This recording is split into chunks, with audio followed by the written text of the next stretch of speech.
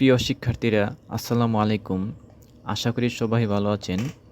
আমি আজকে আলোচনা করব মোট লাভ অনুপাত। আর্থিক বিবরণী বিশ্লেষণের সহজ একটি অনুপাত হচ্ছে মোট লাভ অনুপাত।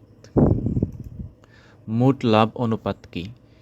এ অনুপাতের সাহায্যে নিট বিক্রয় এবং মোট মুনাফার সাথে সম্পর্ক দেখানো হয় এবং সর্বোপরি বিক্রয় ব্যবস্থাপনার দক্ষতা পরিমাপ করা হয়। অর্থাৎ কোনো একটি প্রতিষ্ঠানের নিট বিক্রয়ের কত পার্সেন্ট মোট মুনাফা তা এ অনুপাতের মাধ্যমে বের করা হয়।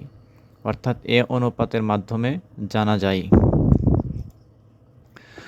মোট লাভ অনুপাত বের করা হয় এই সূত্রটির সাহায্যে। সূত্রটি হচ্ছে মোট লাভ অনুপাত সমান মোট লাভ ডিভাইডেড বাই নিট বিক্রয় ইন্টু 100।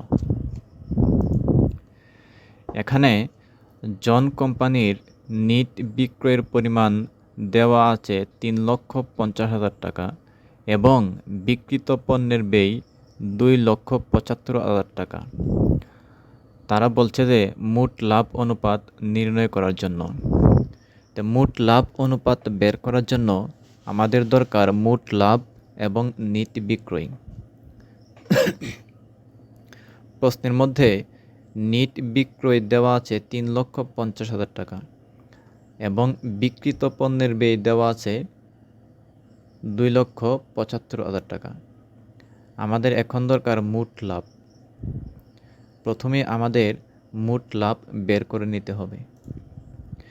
আমরা জানি মোট লাভ বের করে নিট বিক্রয় থেকে বিক্রিত পণ্যের ব্যয় বিয়োগ করে, অর্থাৎ মোট লাভ সমান নিট বিক্রয় মাইনাস বিক্রিত পণ্যের ব্যয়। সুতরাং নিট বিক্রয় হচ্ছে 3,50,000 টাকা মাইনাস বিক্রিত পণ্যের ব্যয় হচ্ছে 2,75,000 টাকা, বিয়োগ করে পাওয়া যায় 75,000 টাকা। অর্থাৎ মোট লাভ হচ্ছে 75,000 টাকা।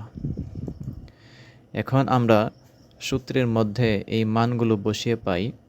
মোট লাভ 75,000 টাকা ডিভাইডেড বাই নিট বিক্রয় 3,50,000 টাকা ইন্টু 100 এবং ক্যালকুলেশন করে পাওয়া যায় 21.43%।